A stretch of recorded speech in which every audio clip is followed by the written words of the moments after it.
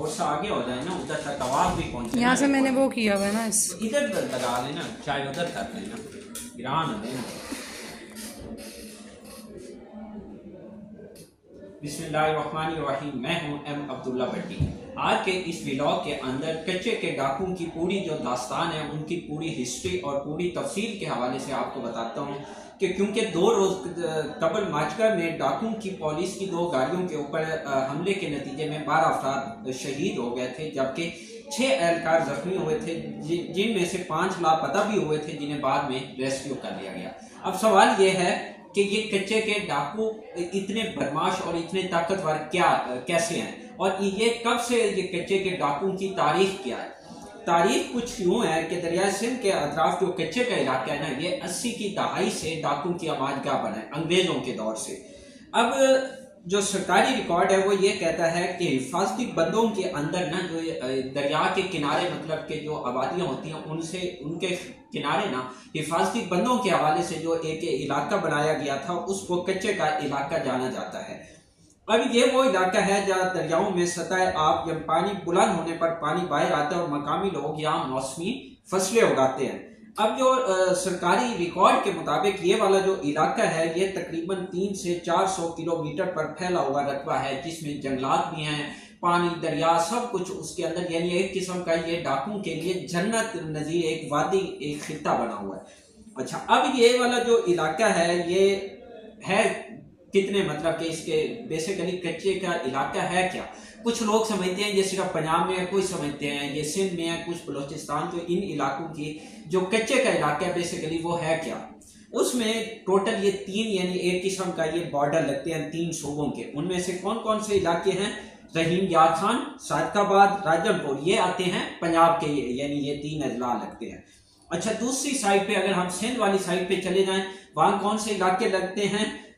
शिकारपुर, घोटकी और कश्मीर के इलाके लगते हैं। इसी तरह अगर हम बलोचिस्तान वाली साइड पे चले जाएं तो वहां पे जो इलाका है वो भी मतलब बलोचिस्तान का कुछ एरिया भी ये मतलब इस इलाके में आता है, लेकिन मेन जो डाकू की आमाजगाहें हैं वो सिंध और पंजाब के अंदर है। अच्छा, अब अगर इससे आगे चलें तो एक साबका जो आईजी हैं, पुलिस अफसर हैं, इरफान समो, अब वो ये कहते हैं कि जो पुलिस के पास वसाइल है ना, जो फराइज है, वो तो आपने अदा तो कर लिया, लेकिन क्या उनके पास इतने वसाइल भी हैं कि वो इन डाकुओं का मुकाबला कर सके?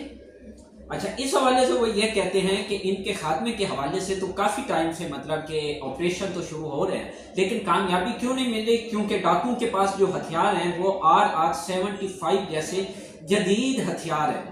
उनके पास मार्टर गोले हैं जो 12.7 के, और इसी तरह उनके पास जो गन्स हैं वो 12 बोर की हैं। जबकि पुलिस के पास कौन सी गन्स हैं? G3 और SSNG जो बंदूकें हैं वो इनके पास हैं, जो कि डाकुओं की जो हथियार हैं उनके सामने ये जीरे के मुतरादिफ है। अच्छा, इसके अंदर मजीद इरफान समो जो कि पुलिस अफसर है, वो ये कहते हैं कि पुलिस के पास जो बख्तर बंद गाड़ियां हैं ना, वो सिर्फ वो इस टाइप वो B6 टाइप की हैं। और वो क्यों है? क्योंकि वो सिर्फ एक लोगों को लाने ले जाने के हवाले से तो काम आ सकती हैं, लेकिन वो डाकुओं के हवाले से उनके खिलाफ कार्रवाई के दौरान वो मुअस्सिर अंदाज से काम नहीं आ सकती। और इस हवाले से वो ये भी कहते हैं कि फाइटर बंद बख्तर गाड़ियां जो है ना, उसके हवाले से वो टेक्सला से मंगवाई गई थी, जो कि D7 टाइप है, लेकिन वो भी जदीद हथियारों के सामने ये गाड़ियां भी नाकाफी हैं हिफाजती एंगल से अगर देखा जाए। अच्छा, एक और है शाह अब्दुल लतीफ यूनिवर्सिटी खैरकोट के प्रोफेसर इमदाद हुसैन। उनके मुताबिक 2005 में उन्होंने एक तहकीक के अंदर ये बात साबित की, और उन्होंने अपनी बुक के अंदर लिखा कि पाकिस्तान में जो क्लाशनकोव्स हैं ना, वो पहले सिंध के डाकुओं के इस्तेमाल में आई और बाद में पुलिस के पास पहुंची।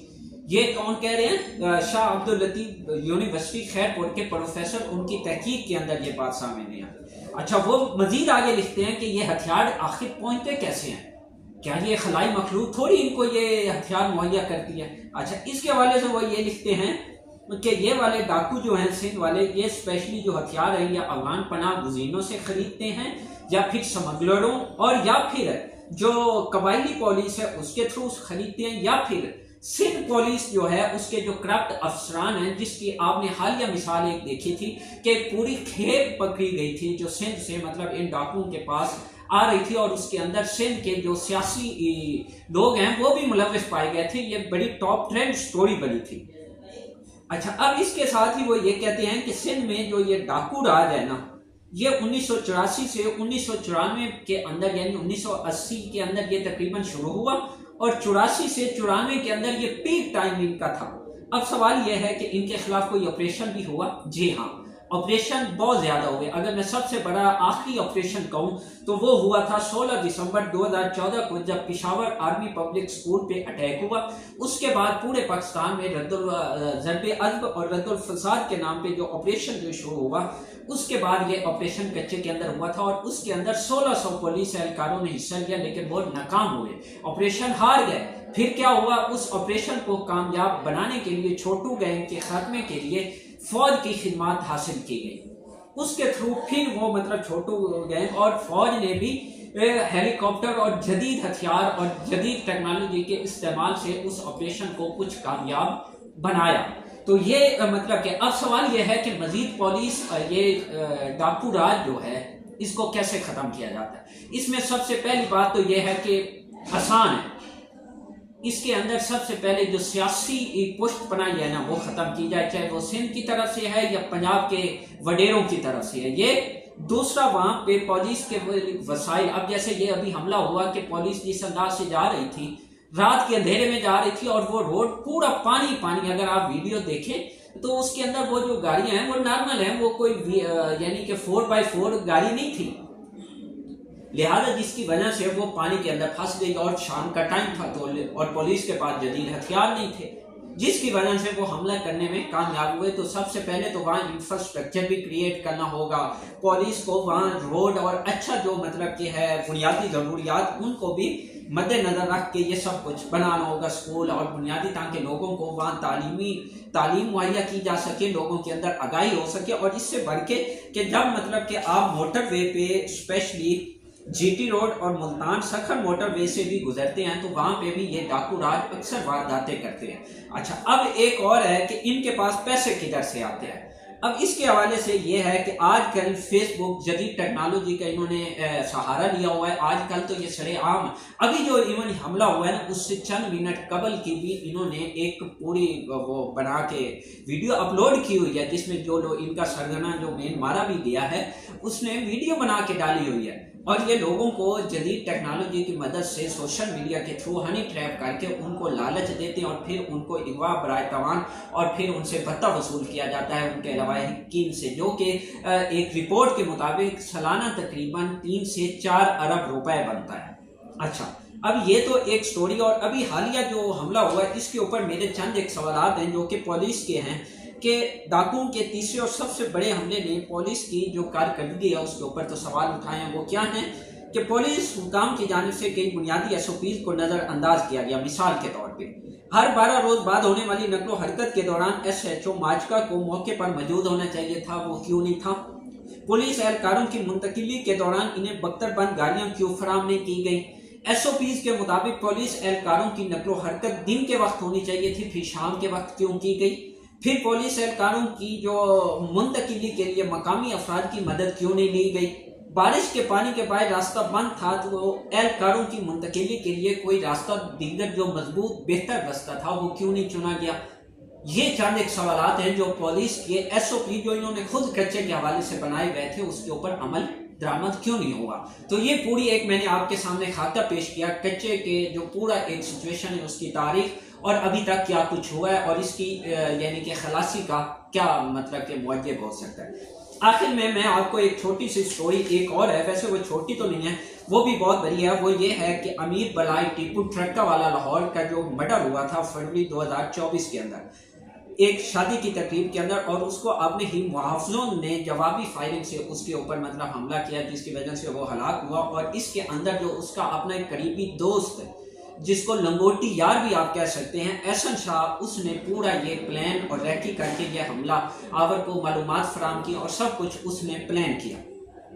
अच्छा, अब ये गिरफ्तार था। अब जुम्मे वाले दिन यूं हुआ कि जो लाहौर की पुलिस ऑर्गेनाइज क्राइम यूनिट है उसके मुताबिक कि एहसन शाह को जुम्मे को अपने भाई अली रजा और दीगर नामालूम साथियों की फायरिंग के नतीजे में हलाक हो गया। ये यूं हुआ कि जब मुल्जिम दूसरा जो इसका साथी था उसकी निशानदही और साथी मुल्जमान की गिरफ्तारी के लिए थाना शादबाग ले जा रही थी, जिस दौरान एहसन शाह के साथियों ने उन्हें छुड़ाने के लिए पुलिस पार्टी पर अंधाधुंध फायरिंग कर दी, जिसके नतीजे में वो जख्मी हुए, लेकिन हॉस्पिटल ले जाते हुए वो दम तोड़ गए।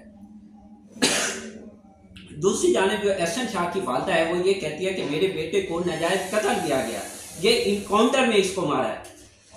तो अब इसके ऊपर पुलिस ने अभी तक एहसन शाह की वालदा का जो बयान है उसके ऊपर कोई रद्द अमल नहीं दिया। अब ये आने वाले दिनों में पता चलेगा कि इसके मुहर्रिकात क्या है। तो अब तक के लिए इतना ही। प्लीज चैनल को सब्सक्राइब और बेल आइकॉन पे क्लिक कीजिए ताकि हर आने वाली वीडियो आप तक बर वक्त पहुंच सके। शुक्रिया।